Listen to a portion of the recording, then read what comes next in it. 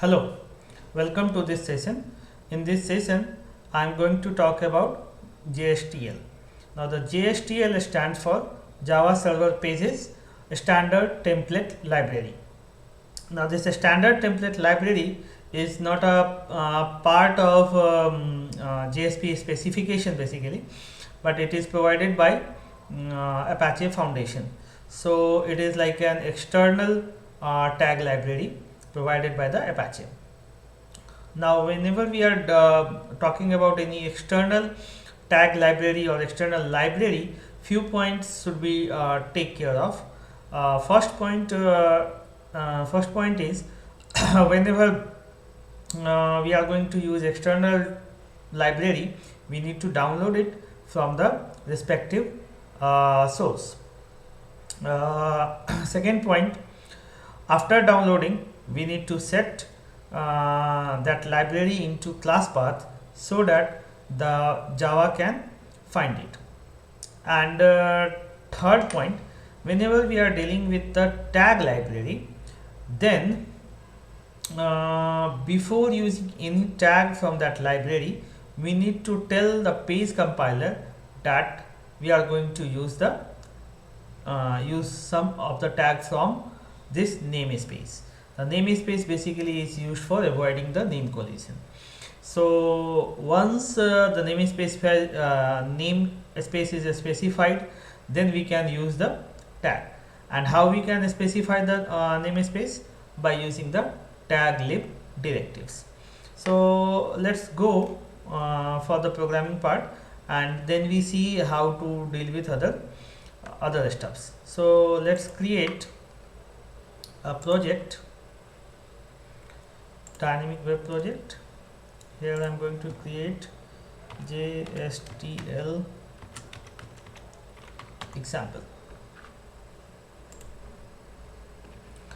Okay, now as I told you that we are going to use JSTL, which is external tag library. So we need to download that library from the respective source. I have already downloaded it. Let's go to the downloaded part. Here I have this JSTL 1.2 jar file. So let's copy this whole jar file.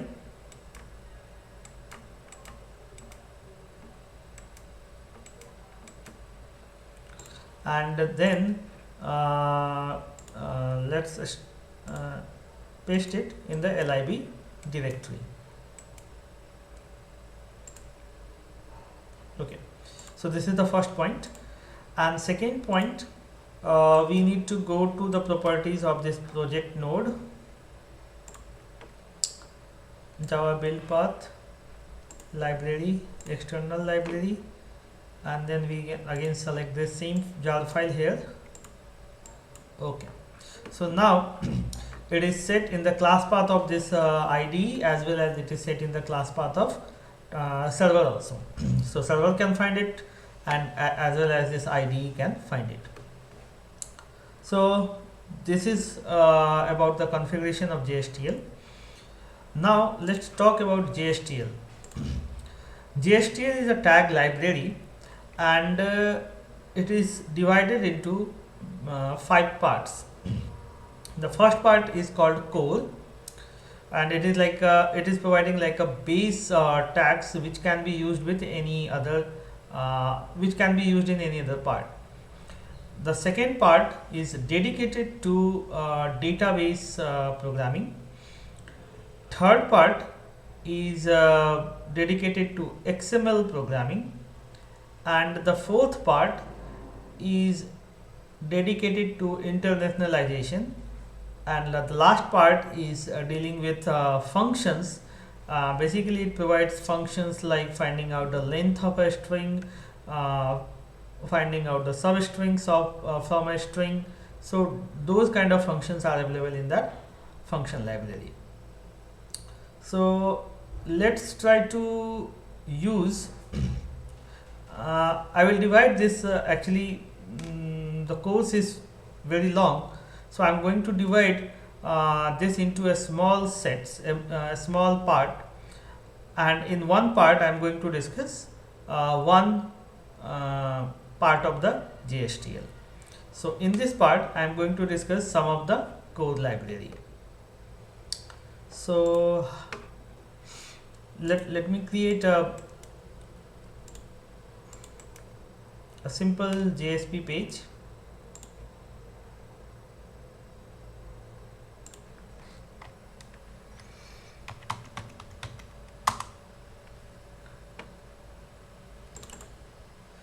So this is like a simple JSP page, and before using to any tag, we need to tell the page compiler that we are going to use the tag from this this namespace. So namespace is actually represented by a URI. So how to tell the page compiler? We need to use the taglib directive, and then we need to specify the URI. The URI here I am using as a core, and then we are going to use the prefix as C. So now we are ready for using any JSTL tag from the core part. So the first tag which I want to show you is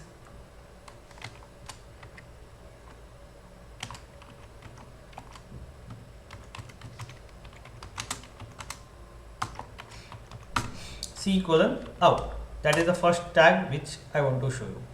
Now the C:out is actually equivalent to the expression tag in JSP.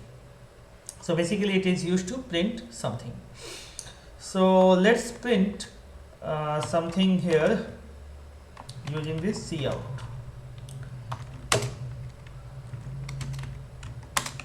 Cout, and then we need to specify the value which we want to print. So I am going to print something like this.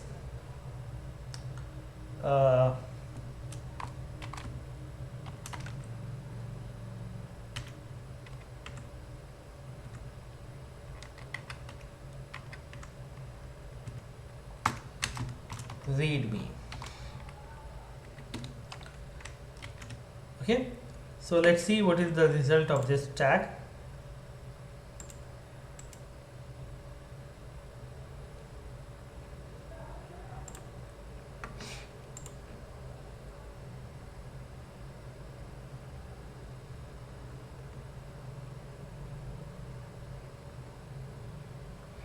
Okay, so it is printed as readme. Now the cout is having attribute like value, and whatever we want to print we can supply as a value of this value attribute. But one thing should be noted here, that there are something which is specific to XML, like this angle brackets are used for XML processing. So if we want to process the XML, then we will say escape XML false. So let's see, if I say this one as true, then what will happen? And instead of this angle bracket, if I want to use ampersand LT this, then what will happen? This normally this ampersand LT is XML notation for less than bracket, right? So let's see what will be the result. See, the result is again this simple one, ampersand LT semicolon. But I don't want like this.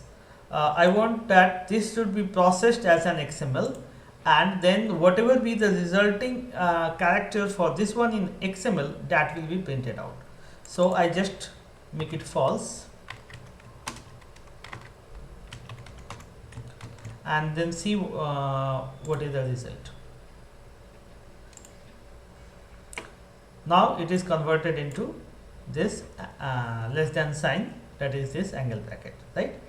So this escape XML, if I set it as false, then it will not escape the XML part available in the value which is to be printed out, right?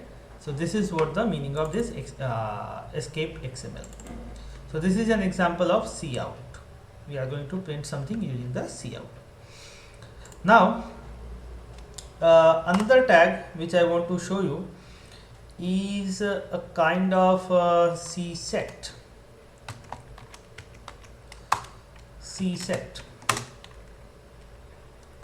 Now there is a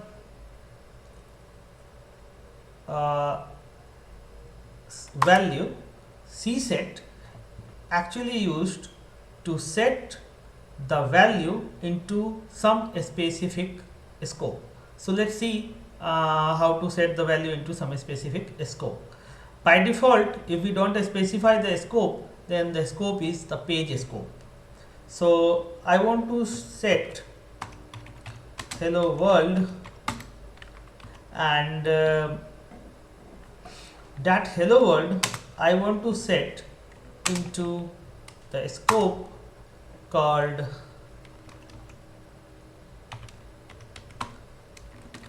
request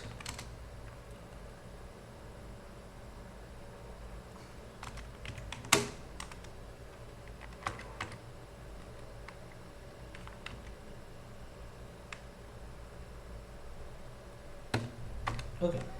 So this value is set into the request scope.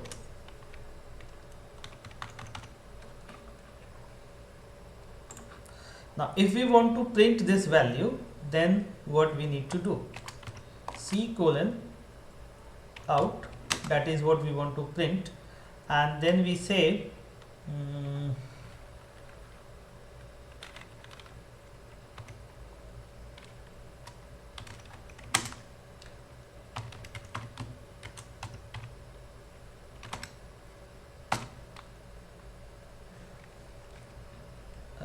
then we need to specify the var.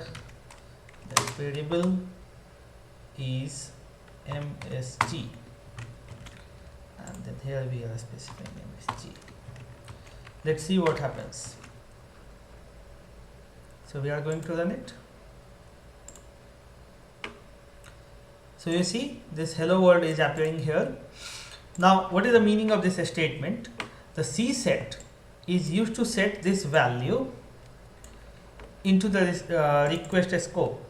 But what is this var does? Normally, or if you want to know that what happens if we write this thing, actually what this cset does, the scope we are providing is the request scope.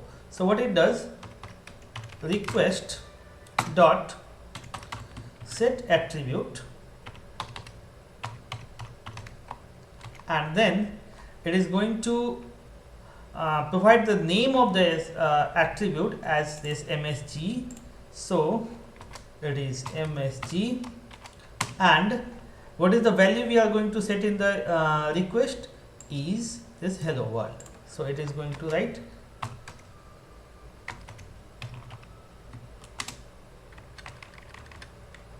something like this.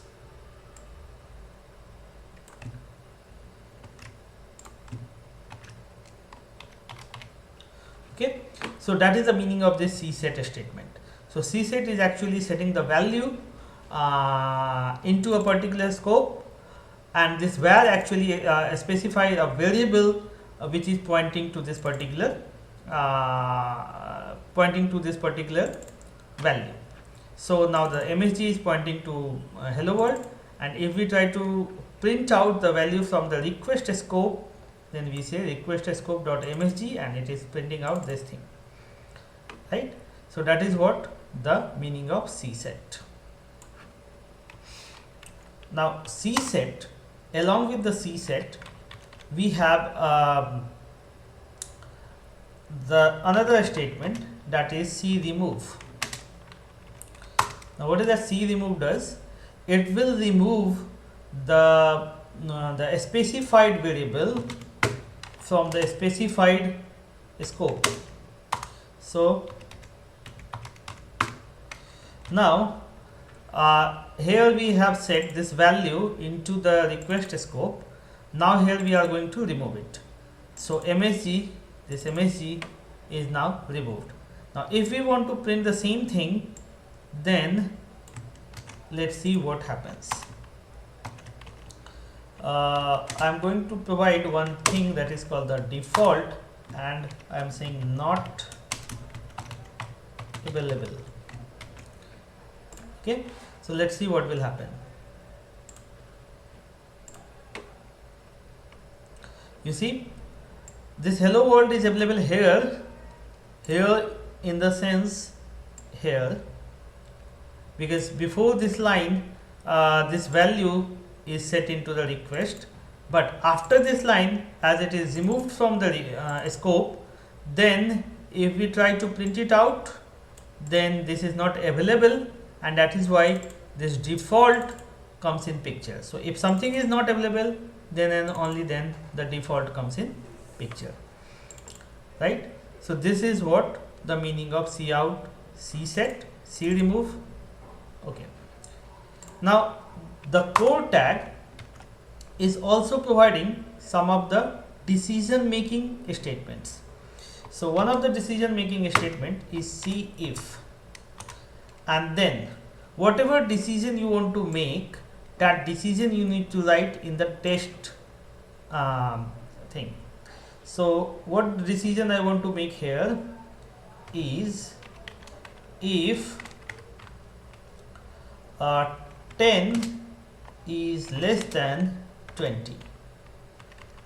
If that is the thing, then I'm going to print out c:\out, and I'm just going to print out well done. Otherwise I'm not going to print anything basically otherwise. So let's see, this condition is true, that's why the expected output will be this one, well done. So let's see whether we are getting that well done or not. You see, we are getting this well done because this test value is satisfied. But what if this test value is not satisfied?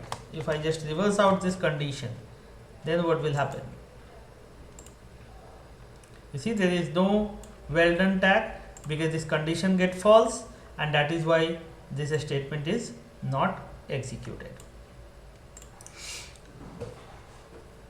Okay, so this is the if condition. There is a choose condition also. choose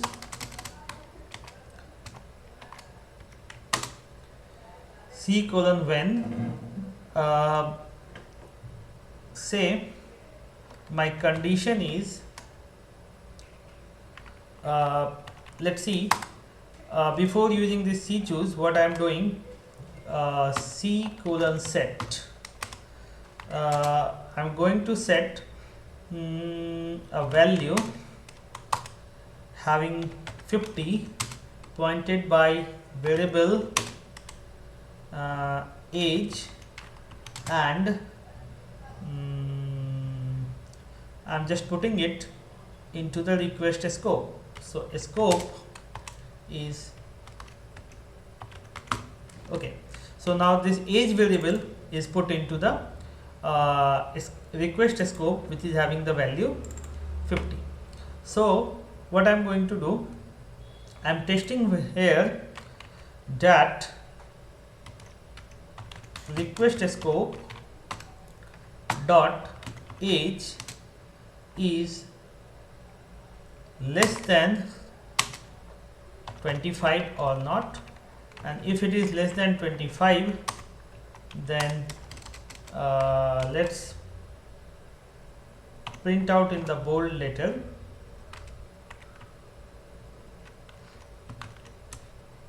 (18). Then in the bold letter we are going to print out c:\out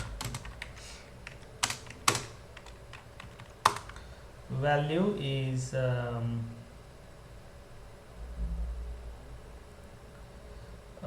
not adult,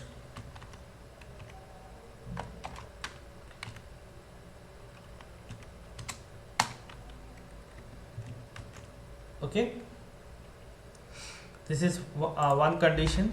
Another condition, or let me see, the value is not adult, just want to say is like teenage. That is the best option that we can print. See when my test is dollar request scope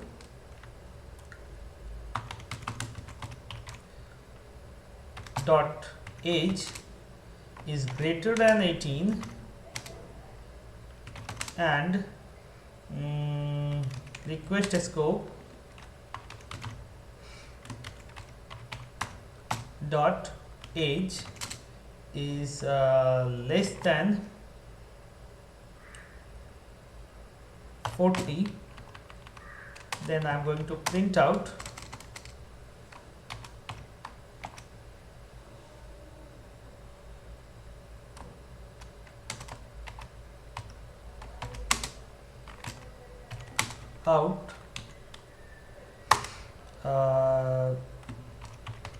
middle age should be double and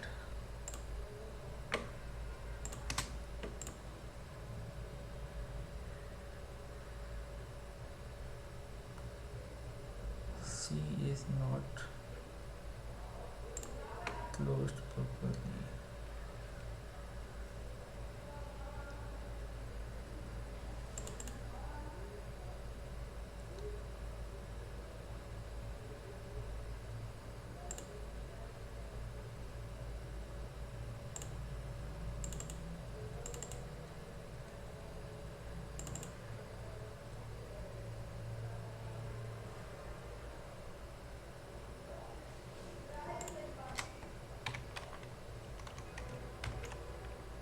Okay, and what I say, C colon otherwise we are going to print out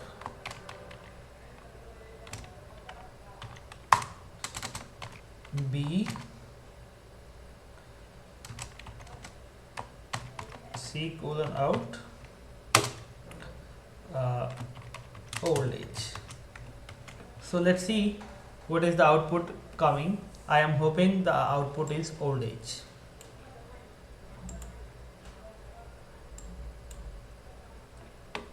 You see, the output is old age because the value which I set here in the request scope is 50.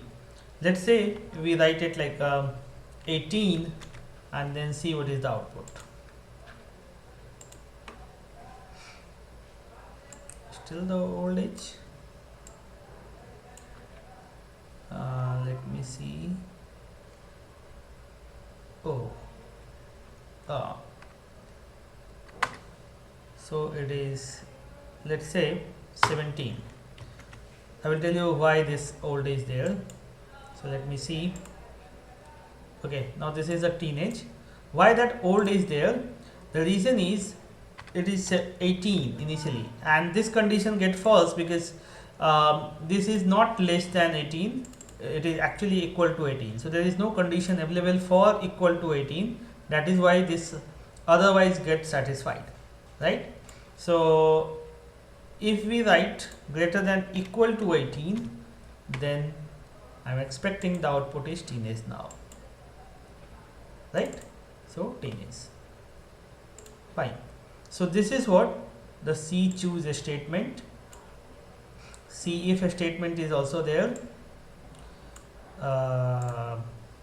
fine. And then the core tag also provide us a way to iterate over some iterate over some of the values.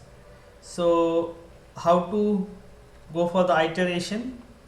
C colon for each, and then in the for each, what I can say, begins, I begin with say 15, I end up to 25. I am just storing the value into say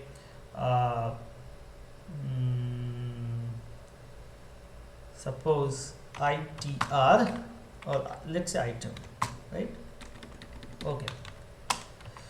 So what this statement is saying, for each item that is going to start with the 15 and end at 25, we are going to do some tasks. So what we are going to do, we are going to print it out, C out, and value which I am going to print here is item,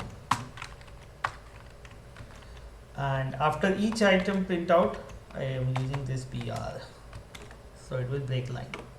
So it start printing out, why not it's print out in this way. So it is saying age is equal to, age is starting from 15 and it go to 25.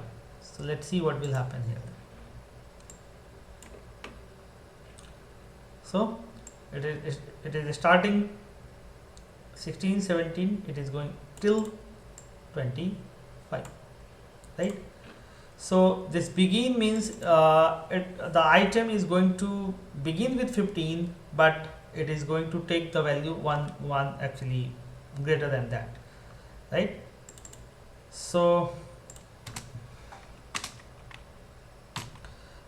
and if you want to take the step, suppose the step is 2, then what will happen? Okay, so it is taking two steps. So basically, if we look out the whole thing, the core tag is providing some of the things, like it is providing some set of tag to print one tag, that C out used to print something, C set used to set some of the variable into some scope, C out to remove something from the scope, C if to test out certain condition, and on the basis of some condition we are going to on the basis of this condition we are going to take some decision. So if this test is, the test value is like true, then we are going to do these tasks, otherwise we are not going to do anything, right? Now there is a C choose, it is like a switch case. Here we are choosing something on the basis of the condition. So if this condition gets satisfied, we are going to do this work. If this condition is going to satisfy, we are going to do this work, or else none of the condition gets satisfied, then we are going to use this one. So it is like a switch case. If this case satisfy, we are going to print this. If this case satisfy, we are going to print this. If none of the case is satisfied, then we go for the otherwise. Similarly, the core tag also gives us a way to iterate over or a kind of for loop in the core tag. So C colon for each is basically used to use as a for loop, right? So this is a for loop here, right? So this is what this is almost about the core tag. Some of the things are still left to explain, but those will be appear in subsequent videos, because they are like appropriate for certain tasks. So I'm not going to specify that task here. When I am going to discuss, say something about XML processing, then I will discuss that tag there, because those tags are used, possibly most useful in that scenario, right? So I will discuss those things at a appropriate place in an appropriate video.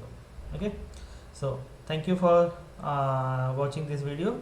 In the next video I am going to discuss about the XML tag. Okay, thank you.